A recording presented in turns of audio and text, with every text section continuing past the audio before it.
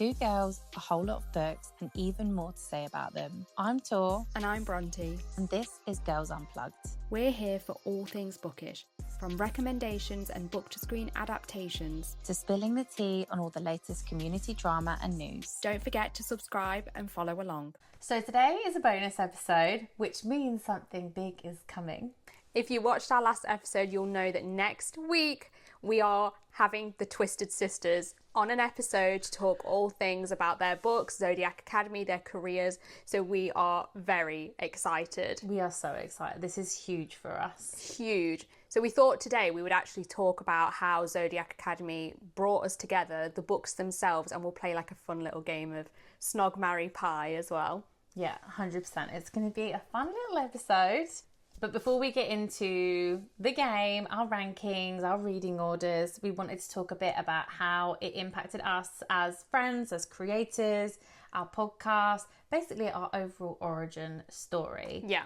But before we get into all of that, don't forget to like, share, subscribe and follow to our podcast is the most important thing. It's so important to us. And if you do that this week, you will also be the first to know as soon as the interview with the sisters drops. So hit the button. It's very, very important to us. We'll start with Zodiac Academy because it's the whole rhyme and reason for us. Yeah. Do you remember how you originally found the series itself? I do, and it was thanks to one of Book Talk's own as well. So if you follow A Court of Spicy Books, back then she was talking very heavily about this series, and she came up on my For You page. I wasn't a content creator then, I was just in the shadows of TikTok. A lurker, if you will. And I don't even know how I got onto book content, but I did, and she described it as adult spicy Harry Potter, I think. And obviously we're not fans really of we're not fans of J.K. Rowling anymore as a person, but that series to both of us was quite pivotal in our reading journey as children and teens and things. So that really sold it for me, and I decided to read them, and then obviously the rest is history in terms of consuming all of their other books that I've read. But what about you? I found it through Amazon. My falling in love with reading again journey started after I had my daughter in 2020. Obviously, we then had COVID, lockdown. I had terrible postnatal depression, and my sister Ellie gave me Throne of Glass. So I kind of restarted my reading journey with that and Akatar, and then I was like, what am I reading next? And I was on Amazon trying to find some books for my husband to get me for Christmas, and it just like popped up on like the kind of recommended for you part. And as soon as I saw Zodiac, as a big astrology girly, obviously my whole life, I was like, well, this sounds like a bit of me. And I love an academy setting. I love it, especially in a fantasy series. So I picked up the first book and then like fell down the rabbit hole and never came back out of it. Still obsessed now, like how many years? 5 years later? Yeah, 5 years. I think we both read them in 2021 and then started our book talks in 2022. And both of us, our first video was basically on Zodiac Academy. Yeah, I started my TikTok simply because my best friend Amy has said to me, she's seen this like you know, like those like aesthetic videos of like the music and the vibes of the story. She was like, you need to make one of these for Zodiac Academy. So I made a TikTok account literally just to make a little video for my bestie. Yeah. And then you know, my TikTok journey started from there. Mine was also similar in that aspect because I was at work with my colleague at the time / best friend Sarah, and she was like, we were talking about books quite a lot, and at that point I was back into reading quite heavily, and she would be like, gosh, you read so much. And I was like, I know, I was thinking about starting a book talk, but it's so cringe, blah blah blah. Like I was just really insecure about it, because obviously me and Tor as well, we are slightly older than what most of the creators were at that time. And she was like, no, you should do it. And so I did it because she told me to. And blamed her. I thank her. I always say to Sarah, like, I wouldn't have done that without you, girl. So yeah, it was very similar for both of us. And then how we met was kind of through Zodiac too, to be honest, because I ended up in a book club with Tor's sister, Ellie. Tor's sister was looking for people to meet up with in London, chat about books. I responded, and we met then. Yeah. A few months later, our other bookish friends as well made a group chat for people to reread Twilight. Terrible. That was a terrible idea. We all failed at that. And the second one put me in a slump. But then when we were on that group chat, we realised that so many of us were reading and loving Zodiac Academy. And so we made another group chat, which was like me, Tor, and a few others. The Ask group. The Ask specifically, you know, like Almighty, what is it? Sovereign Society. Yeah, there you go. Are you even a true fan? I need to reread. It's been a while. And that was like we were reading them as they were being released together. And one of our friends, Amy, was reading it on holiday while she was drunk on the beach and reacting to all the crazy things that happen in these books. She was in Mexico with all-inclusive cocktails. Yeah. And her reactions to some of the things that were happening in the books were wild. I will never forget some of them. It was so funny. So that's kind of how we became like properly friends. Yeah. And then, of course, we both started taking content quite seriously. And that's how the podcast came to be. Yeah, we started, so we had like, because we were doing content. Yeah. And that's always been, I feel like that really became the backbone of our friendship, really. And then we started a book club, and then we were like, what's the next step for us? And we were like, we fucking love talking. We both love that kind of like longer form style when we're doing TikTok. So there's like chattier, like really talking about our books. And that was how the podcast came to be. We spoke about it for ages before we started doing it, and then we were like, fuck it, let's do it. Yeah, and now we're on season 3. Yes, we are. Somehow, I don't know how we've got here, but it's been a whole year. Yeah. That's wild. We literally just hit our year anniversary while we were out on our Easter break. Yeah, wild. I love you. I love you too. The autistic listeners, do we want to touch each other? I love you. Okay, so that is our origin story. But let's go on and talk about Zodiac Academy specifically. We will talk about their other books as well. Yeah. But let's start with Zodiac Academy. Spoiler warning. Yes. If you haven't read them, we're obviously going to try and keep it like not super spoiler heavy, but inevitably we will talk about something. So spoiler warning for that series. Let's start with reading order. Yeah. How did you read the series? So when I read them, only the first 5 books were out. So I didn't have like a huge choice at that time. So I read books 1 to 5, then 6 came out, and then I read As Told by the Boys. Okay, yeah. Or did I read As Told by the Boys between 5 and 6? It was either between 5 and 6 or after 6. And then they had a few novellas. Yeah. Which I did. So like the Ass Party one. Yeah. The Leon one. Oh no, sorry. No. Here, after number 6, I then went and read Ruthless Boys. Yeah. 7 releases after we've done the novellas as well. Then another novella releases after 7, which I think was Beyond the Veil. No, that was 8.5. I feel like there was one between 7 and 8, maybe a short one. There was the Foxy Tales, which had a couple of like bonus chapters. Foxy in it, Tales, it? and I do I have Foxy Tales. I've read Foxy Tales, so it was that. Then 8, and then I did, because I didn't read Beyond the Veil. Yeah. And then 9, and I have kind of not read all of the novellas. Yeah. Just because I'm not a huge novella person in general. So that was my reading order, sort of like 1 to 5, Ruthless Boys, 6, 7, 8, 9, with a few novellas sprinkled in. So you did Ruthless Boys between book 5 and 6. Yeah, I think so. It was a long time ago. It was 5 years ago. It was somewhere around there because there was a break between the next Zodiac book basically being released, and I was able to read all of Ruthless Boys back to back and complete that. So I think it was that, I read Ruthless Boys after book 5. They were all completed, so I finished them, then book 6, and so on. Fine. What about you? I read them. So when I read them, I didn't have a TikTok. Yeah. I think me and Ellie had started our Bookstagram account, but we were really just using it to like review books that we had been reading. I don't even know if I actually had a Bookstagram then, actually, because I think Zodiac Academy was what started that journey for us. So when I read them, they were all the way up to book 6 or 7. So I read them quite a while after you. And I didn't know, because I wasn't on TikTok, because I wasn't on anything else, I didn't know there was this whole other series. I'd kind of seen it in the front of their books, obviously, when you see. Yeah. But I didn't know the correlation to Zodiac Academy. So I read 1 to 6, I think, is actually what I did. And then Heartless Sky was coming out quite soon after I finished book 6. Okay, yeah. So I then read on to 7. And then I think I read Ruthless Boys in between 7 and 8, because we're quite a big gap between Heartless Sky and Sorrow and Starlight, didn't we? It was pushed back a few times. Yeah. So I think that was when I read Ruthless Boys, and I did those on audio.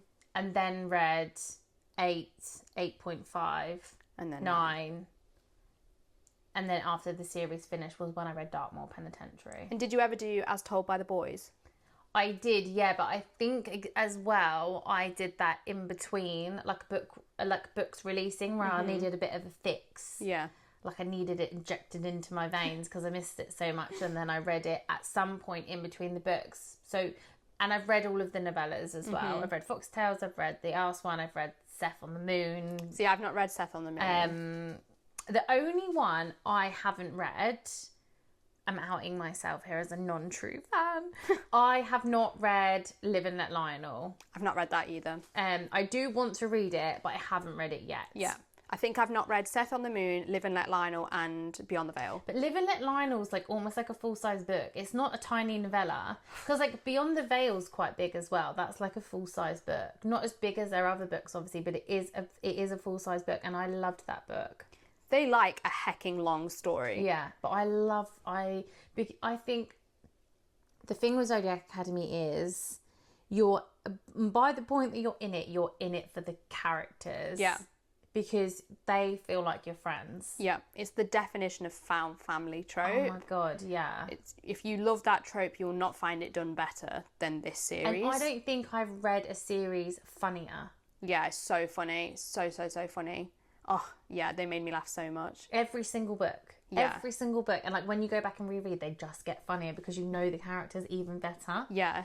But I feel like a lot of people don't understand that certain things they're doing are a joke. So like I always see people say like, oh, they've called it Fae book. That's so cheesy. Yeah. And I'm like, that's the joke. That's the joke. But yeah, it's definitely a specific type of humour, but to me they're the funniest ever. Yeah. So in terms of how like you would recommend how you would recommend to read them. Yeah. I think we have a kind of similar view on this now, because there is like different reading orders you can do. You can obviously do them like chronologically, but I think we're aligned on this. You do the first 4, but I do believe that it's stressful stepping away at the end of book 4 to go and read Ruthless Boys. I don't know how people would do it, but I understand why it's important to do it. So the recommended reading order is the first 4 books up until Shadow Princess.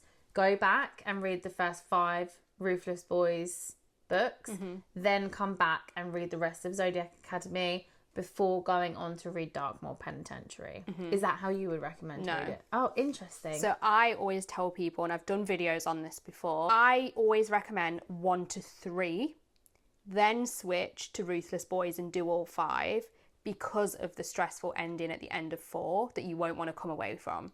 Okay. So I feel like end of book 3 feels a more natural stopping point to switch. Okay. So that's the only difference. But then all 5, come back to Zodiac, do 4, 5, 6. After 6, do As Told by the Boys. And then I would say do 7, 8, 9. And then, Dartmoor. Interesting. Okay. Yeah. Okay, I didn't think about As Told by the Boys, actually. That makes sense. And I can't remember my rationale as to why As Told by the Boys I think is important, but there is something in the book that I think is important before you do the later books. I think it is good to go back and read the perspectives from them. Yeah. Like once you're a little bit further into it. I think it adds a certain amount of depth to the story. But I do also think there's something in it that's missing from the main story, but now I can't remember what it is. I think there is something you only learn in that book. I need to reread. Yeah, It's must. it's the only option. Just gonna have to reread again. But yeah, mostly the same. And you can then go on to read Sins of the Zodiac, which is set in the same overall world as Zodiac Academy. Yeah. So Zodiac Academy, Ruthless Boys and Darkmoor are set in Solaria, and how they describe it is, imagine Zodiac Academy in that world is in America. Sins of the Zodiac is what would be like Europe. Yeah. So you can then go on to read those, although it is an entirely different story in and of itself. Yeah, which I haven't read yet. Tor's on book 3. Yeah, I just finished it last month. Yeah, so very interested to start those. So now we're going to rank, which I feel like is really hard, because let us be clear that we don't think any of these books are, well, I don't think any of these books I was going to say, speak for yourself. I don't think any of them are bad. Some are just much better than others. Yeah. And I'm very curious to see how similar our ranking is in terms of the things. But we are only doing like the core 9 books, because to do them all would just be bloody wild. And I haven't even read all of the novellas anyway. So. Yes. Core 9 books, that's what we're doing. Okay, you go first. What's your least favourite? Okay, so I do think there is a bad book. Only one, but I think it's the first book. And when I read the first book for the first time, I read it. I was literally like, oh, this is ridiculous. The writing's awful. Like, honestly, I was savage about it, but I couldn't put it down. So that's how I ended up going on to the books that I then enjoyed. But I still do probably think if I read book 1 now, it would be my least favourite. Yeah. So I'm actually in agreement. I think that the first book is the worst of the 9. The first time I read it, a bit like you, I enjoyed it when I was reading it, found it very, very, very addictive. But I felt like I was getting in something quite YA for the first like 3/4 of the book. And I was like, it feels quite juvenile. Yes, it does, 100%. And then it got to a certain classroom scene. I was like, this is not YA. This is done a 360 or 180, whatever it is. 360. This is done at 180. Yeah. And then I was like, oh, okay. Not that I need spice for a book to be good, but I had just thought I was getting in something quite YA as I'd got through it. But I definitely enjoyed it enough to still go on to book 2. So same as you. But now when I go back and read it, I love reading that like first part where they're first finding everything out. And I'm like, oh, this is great. Yeah. But I think that's like the sense of nostalgia with it too, 100%. though, right? Yeah. Okay, and then in 8th spot, I have Fated Throne, which is book 6. Yes, it's book 6. And the reason I have book 6 here is because it's a very, very dark book the whole way through. It's quite heavy to read, and it does feel quite slow in parts. Yeah. It's a brutal book where you feel like the end is never in sight and nothing good is ever going to happen to these characters. Yeah. And then naturally, because of that, it has less humour and found family moments than the rest of the series. So for me, that one, I remember at the time thinking, whew, this is a hard one to get through. Yeah. Not because it was bad, just because it's such a different tone to some of the other books. Yeah, fair. I can understand that. Yeah. My second is Ruthless Fae, which is the second book. I almost did that, but yeah. Bullying I found really intense in book 2, and I was getting really stressed throughout it. It was winding me up, and I was getting really like riled up by it. The ending of book 2 though was like one of those like peak like reading moments that will forever stick out of my mind. So I was really loath to put this in this like this place. Yeah. However, like if I think about the overall book, and that's what I have to think about, that would sit at 8th place. Yeah. So funnily enough for me, at 7th place is the same one, Ruthless Fae, which is book 2. Not really for the same reasons that Tor has said. I didn't, it sounds weird to say, but I didn't mind the bullying at all. I didn't struggle with it. It wasn't something that, I got angry at the characters, but as a kind of trigger, I suppose, it doesn't bother me.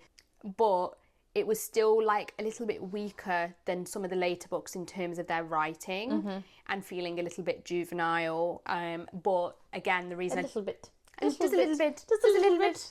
But again, the reason I didn't put it at number 8, the same as Tor, was because this is the point where I started to get really addicted, and the ending was so good. My next one is actually book 5. Okay. Which is Cursed Fates. Yeah. Interesting. Just the whole aftermath of book 4. I was just... It's a stressful one. It is so stressful, and it was a wild ride.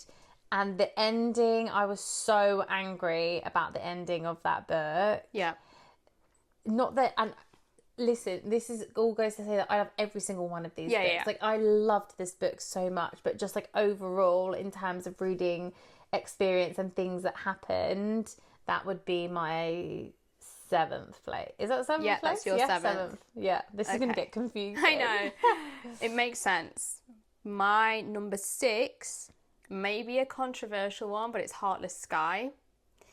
Because, which is book 7? Yeah, 7. Yes, it is book 7. Because although it has like an absolutely crazy ending that is insane, heart-wrenching, devastating, balls to the walls with so much stuff going on, the first maybe 600 pages are a lot slower, and it's a lot more like character-based over plot-based. Yeah. And it's a lot of funny moments, a lot of spice, but not as much adventure and plot. Yeah. Until that end. So although it's, again, I mean, all of these books we love, and again, 5 stars, but in terms of the ratio of how much plot versus action and spice and romance, it's just a little bit off for me. Okay, interesting. Yeah. We're starting to get quite different here. Yeah. My book, my 6th place actually would have to go to Sorrow and Starlight. Okay. Book 8. Just because parts of it I didn't enjoy as much. And I think there was a real agreement in the community, I think, that there felt like a lot of filler in this book, which was fine because, again, those fillery parts are funny and they're emotional. But because of what happens at the end of book 7, you want the story to be moving because you're waiting for some things to happen. So, just overall, it wasn't my most favourite, yeah. Yeah. Okay, makes sense. But there was, I have to say, there are some moments in that are so funny. Like, I genuinely cried with laughter at some of the moments in that book. Yeah. Okay. Top 5 now. So everything up here is 5 onwards. For me, in 5th place is Shadow Princess, which is book 4. Okay. So for me, that book was so stressful. So stressful. The back and forth between one of the couples was getting me quite irritated. And then, of course, the ending just blows that up even further. And you have this insane cliffhanger where you're so angry at one of the characters for the stupid decision that they have made. I can still remember how angry I was finishing that book. I have actually never experienced such a visceral reaction to something in a book. Like, such a stupid decision by a character that's not stupid in terms of the way the authors have written it, like an unrealistic decision, just stupid of the character to do that. Yeah. So yeah, I will never get past that. That's my number 5. Okay, my number 5 is going to be Heartless Sky for similar reasons to you. It is a little bit slower. It's just, it doesn't have the same, like, for me, it doesn't have the same emotional depth that some of the other books had in terms of, like, how it made me feel. I felt quite steady through most of Heartless Sky. Do you know what I mean? Yeah. So it didn't have that, like, heart racing, ness about it. Yeah. So, yeah. For sure. It's definitely like a dull in pace almost. Like, that book is quite smooth. For me, number 4 is Cursed Fates, which is the 5th book. It's just so confusing now, guys. Yeah, it is. The 5th book is my 4th favourite. And to be honest, I can't really remember much negative about this, but I also can't remember much positive about this one. Yeah. I think I just really enjoyed this one. Nothing too much to say about it, so that's why I've put it there. Okay. Yeah. Mine is now at Shadow Princess in 4th place. Yeah. Book at fourth place. Yeah. I loved how, like, this book, you start to really kind of see some of the other relationships kind of starting to kind of like, you start to get a bit like, oh, this is happening and this is happening and this is happening. And it was just, there was so much stuff. Again, like although the ending was so frustrating, I have never experienced such an intense emotional reaction to the ending of a book. Yeah. And I just loved the shock factor of it, because I'm one of those people that very naturally predicts a lot of stuff in books, and I just didn't see it coming. Yeah. So I bloody loved it. It was a wild one. Third spot, I have Restless Stars, which is the final book in the series, the conclusion. It was an amazing ending to the story, but it is very chunky, so long. There's a few things added in that I think could have been taken out. And some of the epilogues, I was a bit like, this isn't how I foresaw their ending. Not necessarily like in a bad way, but like, I don't know how to explain it, where it just kept going on, sort of thing. So even though I loved it, and it's obviously top 3, so it was still amazing, it's not my favourite. Okay, yeah. I actually think I'm really torn I'm really torn so much on the top 3 books. But I'm going to say third place for me goes to, it is third place, isn't it? Fated Throne. Okay. Ooh, that's very different from us. Yeah, very different. For me, Fated Throne, although it was dark, there was so much going on. There was some amazing relationship stuff in here, like the yearning. There is a spice scene that for me rivals chapter 55 from Peckham. I know exactly which one you mean. And it is so good. Like the payoff from like in that scene, you're just like, yeah! It was just so good. And I really enjoyed like the sisterly dynamics in that book, and the way that they like, I don't want to spoil too much, but the way that they like all really like come together in book 6, I just thought it was so fantastic. Yeah, maybe I need to do a reread now that I have all those positive thoughts in my mind. Number 2 for me is Sorrow in Starlight, which is very different to Tor and very different to the general community. I remember when I read this and I gave it 5 stars, I saw no one else give it that rating. I think I gave all of the books 5 stars. Yeah, but like aside from us, no one. And I get it, there is a bit of filler, but to me the filler in this book was all either funny or romance, so I enjoyed it. And this was the book where I really started to feel like there was some high fantasy elements, because there's a lot of like different tasks that they're trying to do, relics that they're trying to find. Yeah, it was really fun in that sense, to be fair. It was quite like an adventure quest type book, which I really enjoyed. I remember there's one particular scene, which I won't go too spoilery into it, but there's a couple and they're trying to find something. They're alone in this sort of like chessboard scene. Yes. And it's like a game, and you know, they've got to do it quickly before bad things happen, and it really gave me like high fantasy vibes. So I enjoyed that, and I enjoyed that a lot of the characters were back together, and again, so many hilarious, like tears streaming down my face moments in that book. Are you thinking of the Xavier moment? No, I'm thinking of a Ruthless Boy moment. Oh, the windpipe. Yeah. And I will never forget our friend Amy, me and her voice noting in tears at that specific moment. So yeah, it's just got a lot of memories attached to that one too. Yeah. Okay, so my second from top is Restless Stars. Yeah, okay. So we both have the same top book, which isn't surprising. Yeah. I just felt like it was the perfect ending. Again, I think if people still felt like a bit similar to Sorrow and Starlight, that it was too big, but I actually felt like every single thing made sense. It added to the story. I don't think any of it was filler in the sense it was just trying to make it bigger. I just think that everything kind of like ramped up to this amazing ending for me personally. I love the like epilogues that they do, and then they do a few, and then everything about it was so good. It is so good. It's still like top 3 for me as well. So yeah, it's so good. Okay, number 1 book for both of us then. Yeah, The Reckoning, which is number 3. For me specifically, this is the point when I was like, I'm addicted. This is insane. Yeah. I love this. And there is a point in this book where a romantic dynamic shifts between... I think two romantic actually really start to shift in this book. Yeah, potentially.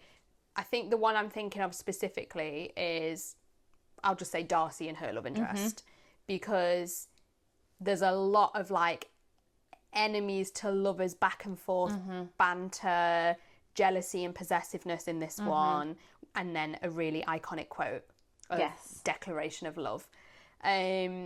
And that just sticks out to me, and it's before the books start getting longer as well, so it feels quite fast-paced and short and snappy, but so addictive. Yeah, I agree. And I think my thing with The Reckoning was that there was so much magic, because they're going through these kind of magical trials within their elements to be able to stay. The Reckoning is for them to be able to stay at Zodiac Academy. So I loved how much magic there was in it. I think that the tension between Tori and Darius really kind of like starts to like bubble in this book. And similar, like with the whole with Darcy's situation, you really just start to notice the dynamics that are happening, and it's just such a good book. Yeah, that one was just, I'd give anything to read that again for the first time. I would give anything to reread the series, the whole series for the first time again. Yeah. And I've reread the entire series 4 times now. I think I've reread it fully twice. No, I don't think I've ever completed a full reread. So I've done it twice reading it and twice on audio. I've reread up to book 7 twice. I haven't done a reread since book 8 came out. Really? So I'm due a reread. Interesting. Because I did it last year. Like the full on, the whole thing. I think it's because there's so many books and they're so long that I know even if I'm doing it on audio, a reread of this is taken away from other things that I would want to read or is on my TBR. Yeah. So I kind of put it off, but I do want to do one soon. It's a comfort thing, I think. It is. It's definitely a comfort series for sure. Okay, so in the series, is there a book that you feel is criminally underrated by the fandom? Yeah, I think that Beyond the Veil 8.5 is criminally underrated by the fandom. So many people skip it, and you. And I don't feel like it's quite as bad as when people skip Tower of Dawn. Yeah. Because that that's infuriates insane. me. However, I do think that it adds a lot to the story, and certain things that happen at the end of it help number 9 make a lot of sense. It's not just a retelling of another book, like As Told by the Boys is. It is very much its own part of what's going on, and a bit like with all the others, there are some moments in it that are so funny, and because of things in 8.5 that happened that are so funny, it makes number 9 even funnier. Okay. Like certain moments that happen. Oh, I know, I can't say that's too spoilery. I can't say it's too spoilery. I'll tell you afterwards. Okay. Maybe I should do it when I do my reread then. I think if you're going to do a reread at some point, if you're going to take it slow and do it on audio, then you should definitely listen to it. Okay, noted. Next time I do it, I'm going to do Live and Let Lionel. Yeah. I won't talk about mine too long because I feel like I've already covered it, but mine would be Sorrow and Starlight, because a lot of people obviously didn't like it, and I think personally that it has a lot of those high fantasy moments, and it makes book 9, that's how it comes together. Yeah. Because they go through all these little puzzles and things, and I also just think the filler in that one is like actually just funny and enjoyable. Yeah. So I think people are a little harsh on that one, but I'm normally a hater, so I get it. Yeah. And if you had to pick one moment that totally emotionally wrecked you. Oh my God, there's so many. This is going to be spoilery, so if you haven't got out to some of these points, you can say which book, I guess, is your moment. I'll just say, like, you'll know if you know, but if you don't know, you won't know. Yeah. The end of book 7, because there's a lot of character deaths, and it's not even just one specifically that is particularly devastating, because there was one character death that maybe devastated other people that I knew wouldn't be the end. Mm-hmm. But there are other character deaths in that are really sad. Yes, I agree with you, because that is one of mine. Like, there are, so end of book 7, if you haven't read it, cut off here in the podcast, because I am going to talk about it for reasons. There's 2 things that I think for me really emotionally killed me off in the series. Hamish and Catalina, yeah, like dying together. That's what I'm specifically talking about. At the end of book 7 was so gut-wrenching. Like, it was devastating. Like, I just couldn't actually even comprehend it happening, because you knew that there was no coming back from it. And also, I was really stressed about the fate of Geraldine. Yes. Because although she's a main character and she's funny and fan favourite, she's not one of the core 4. Yeah. So they could have just been like, we're going to be savage. Really cutthroat. Yeah, we're going to get rid of her. So that's why I was more stressed about those 3 characters than Darius. Yeah. Because I was like, well, there's no way they're getting rid of Darius, because they've got no time to bring a new love interest in for Tori. Yeah, no. And they were each other's, what's it called? Elysian mates. Yeah. Yeah. So it's not going to work if he doesn't come back. So I know at some point he will. Yeah. But the other 3, that's why it was so stressful. Yeah. Yeah, the Darius bit I didn't find too stressful, but Hamish and Catalina I did. The other moment that I found absolutely emotionally wrecked me was in Restless Stars. Again, spoilers. When all their spirits come down to the clay people and the girls are fighting with their parents. Oh my God, I forgot even about that. That didn't affect me at all. Oh my God, I was just in absolute bits reading it. I'm crying just thinking about it. She's literally tearing up, My guys. eyes are welling up. I just found it like, oh my God, like they're finally together. Like, I just thought it was so lovely. Oh God, love you.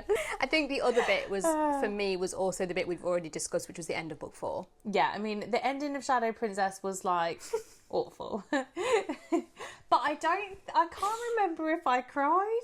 I don't think I cried. It was so long ago when I originally remember. I feel like I was more angry and shocked than I was upset. Yeah. I'm trying to think if I've cried at this series at all. You must have. I don't know. I don't know if I have cried at this series. I'll have to check my reviews later. But I don't think I have, actually. I mean, I fucking cry at everything. Yeah, and I don't cry it that much. Particularly back then. I cry it more now than I did back then. Yeah. So. She does cry. She's got a picture. I made her show Jen the other day of her reading Happy Place. Happy Place is the most I've ever cried at a book. Literally like distraught. She looks like she's going through some like serious form of grief. Honestly, like a Victorian widow. The most I've ever cried at a book was Happy Place, Intermezzo by Sally Rooney, and back when I used to read at SJM, the first Crescent City. Oh my God, yeah, that's great. That ending. What was that? That was me thinking about the character that dies. What character that dies? I'm gonna. Oh my God! I forgot. Guys, oh my God! Sorry, we've just gone off on such tangent. That's I know. Wild. Always happens to us. Always happens to us. Okay, so that was the most emotional moment. Who do you think, and you can only pick one, who do you think is the funniest character in the whole universe?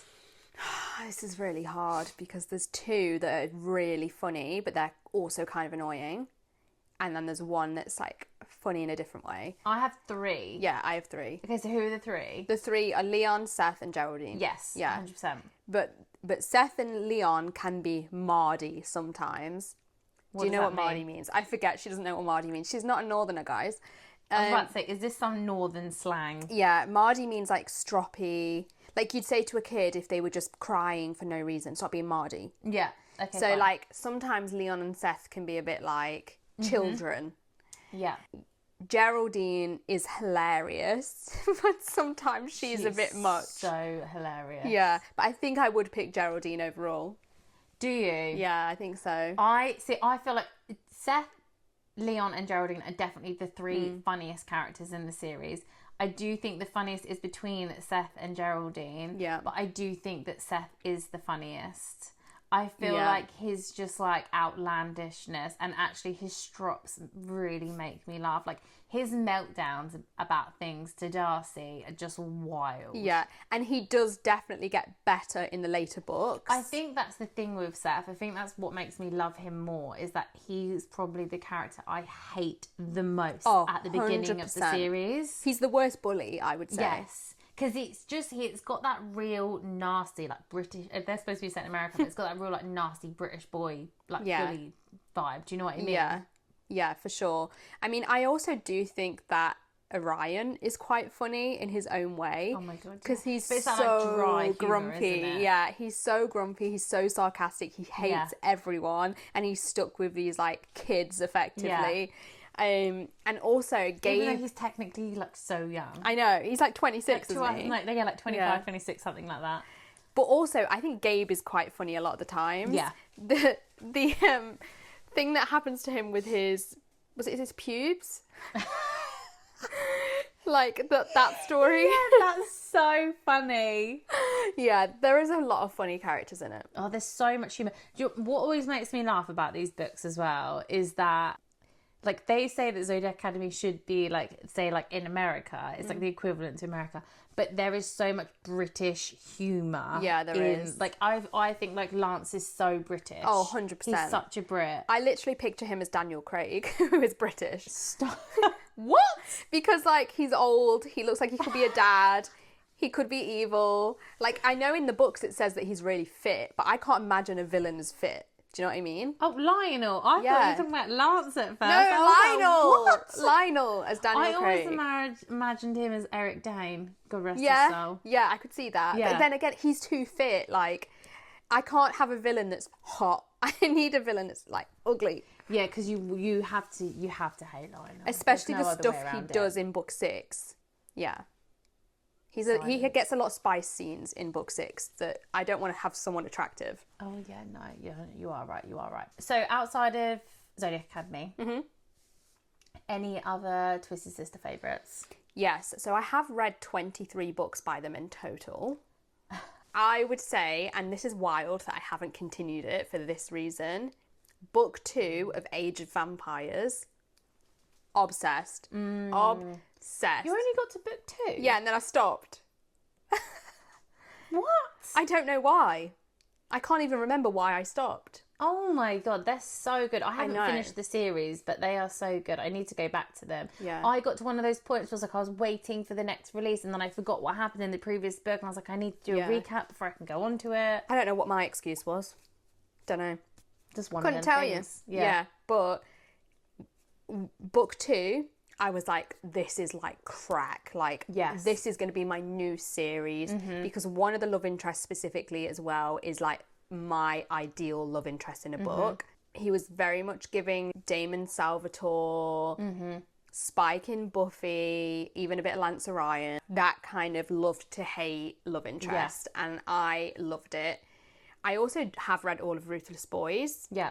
There is a lot of spice in them. Yeah. But again, they have the best found family and humour ever. Yeah, if you're not a smart reader.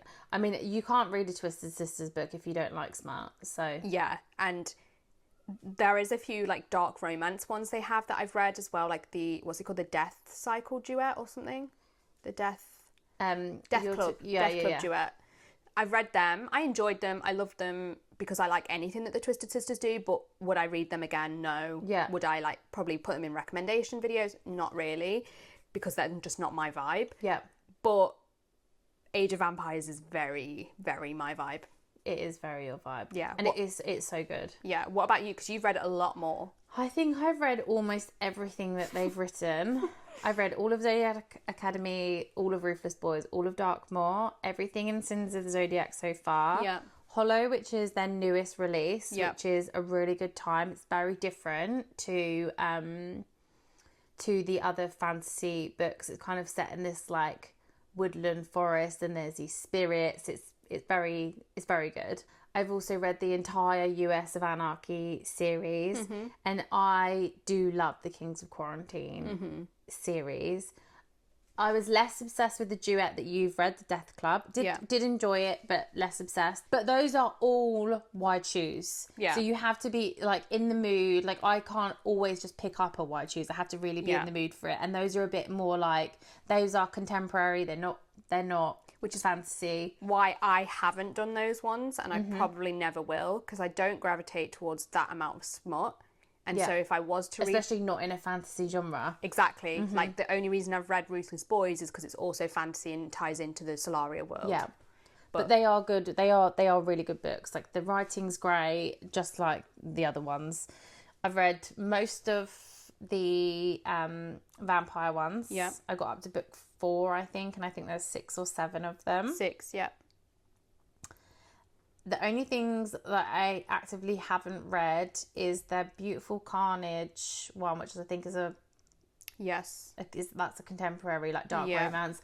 And then there was the Forget Me Not Bombshell as well, which was like a dark mafia romance. I never ended up reading that either. Yes. But pretty much everything else I have read and will continue to do so as and when they come out. Yeah.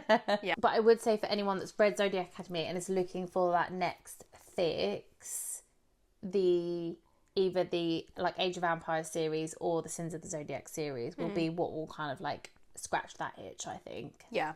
The Age of Vampires one is a little slow to start in book 1, but if you just persist with it, you'll get there. Yeah, for sure. Okay, Snog, Marry, Pies.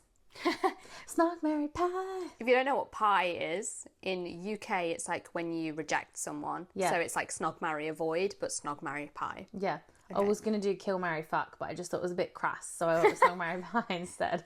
Being crass doesn't usually stop you. I know, but I feel like on the podcast I have to be slightly more sensible. Less sailor swear mouth, you know? Okay, who's going first, me or you? You do the first one. Okay. Snog, Marry, Pie, Dante, Gabriel, and Caleb. Okay, I'm going to... Who was it? Dante, Gabriel, and Caleb. Yeah. Okay, I would snog Gabriel. Yeah. Marry Dante because he's the Italian, the Italian. Yeah. I gotta marry the Italian man, and then pie Caleb. He's definitely my least favourite love interest. Completely different answers to that. Stop it. Who would you do out of that one then? I would have pied Dante because he's so cringe. I would have snogged Caleb and married Gabe. I think Gabe's like the ideal husband. I knew that you would marry Gabe. I knew that. 6'6" with tattoos and dark hair. Please sign me up. Okay, I feel like this one's going to be hard for you. Oh God. Okay. Snog, Marry, Pie, Lance, Darius, Ryder. Easy. Oh, easy. Marry Lance, snog Ryder, pie Darius. No way. Yeah. Would you really? Yeah. Darius gets a bit annoying for me in the later books, but Lance is my favourite book boyfriend of all time. This is actually one of the ways that we really became friends. We've both had this wild obsession with Lance, and we would fight over who was actually going to marry him, like the 8-year-old girls. Yeah. Especially because at that point I felt like everyone else was like Darius. Yeah, and then Ryder is my favourite of the men in Ruthless Boys, so he would be Snog. Fine, I thought you were going to find that harder. No, that was easy. God damn it, Meg. Okay, now I've got a girl one for you. Okay. So, Darcy, yeah, Tori, yeah, and Rosalie. I mean, I would have to snog Tori. Mm-hmm. I couldn't marry her because she is me, I am her. We'd literally kill each other. Yeah. Pie Darcy. Mm-hmm. And marry Rosalie because she's such a badass. Yeah, I need to read Darkmoor to get more of a overview of Rosalie. Yeah, I would have married Darcy, snogged Rosalie, pied Tori, just because she winds me up. Well, she doesn't like me really. It's so funny because everyone actually when Book Talk was in its younger days, and there used to be a lot of tell me which character I'd be. I'd always get. Well, when I had brown hair, it was always Tori or Rosalie. Even without people knowing that I was a Zodiac Academy fan, but Rosalie especially, people would always be like, you give real Rosalie vibes, until I was in Ginger and everyone was like, you're Bryce. Yeah. And I was like, I'm so not Bryce, but yeah, thanks. Yeah, I used to get people saying Tori all the time. Because I used to be really long hair. Yeah. Full beat in every single video. But you're nothing like her. No, but looks, I think, people. Yes. and then I get that, but like I feel like you're very much like Personality. you've got a Darcy personality. Yeah, Do I'm you know what I much mean? more Darcy. Yeah. But they used to make me like do cosplays of her. There's like several cosplay videos as me of Tori. That's so funny. I guess because I dressed like that back then as well. Like a little bit like all black, leather jacket, a bit sexier than I dress now because I'm not as slim as I once was. But don't say that. but yeah. You're so sexy. Thanks. Fucking hell. Right, you're gonna hate this Oh one. no, she's gonna have done like villains or something. Yeah, I knew you were gonna do that. Snog, marry, pie. Right. Washer, Lionel, Vard. I knew she was gonna do this, and that's why I didn't do that, because I knew she was gonna do it. Okay. I would. God. That's so hard. I would snog Washer. I would marry Vard. No. And I would pie Lionel. I think. Oh my god, no. I would have to pie Vard. Right. Oh my god, what would I do? It's so hard. I would have to snog Washer because he's just so grim. Yeah. And then I'd have to marry Lionel and then Oh. kill him and take all of his money in the inheritance. Yeah, I mean, in an ideal world, I'd do that, but he's so powerful. He's so awful. Oh, if you listen, tell us in the comments what you would do in that situation, Yeah. because that one is actually so difficult. She's mean, guys. Oh god, too good. I'm too funny. Okay, girls, that is the hype episode done. That was wild. That was so much fun. I actually really enjoyed that. This one was so fun. If you have any thoughts on our reading order or our rankings or just anything we've said in general, drop a comment below. Don't forget to like, share, subscribe and follow. You know where we are at all the places. All the links are in the description below. And yeah, thank you so much for watching. Thank you so much, and tune in next week for the big episode. Bye, guys. Bye.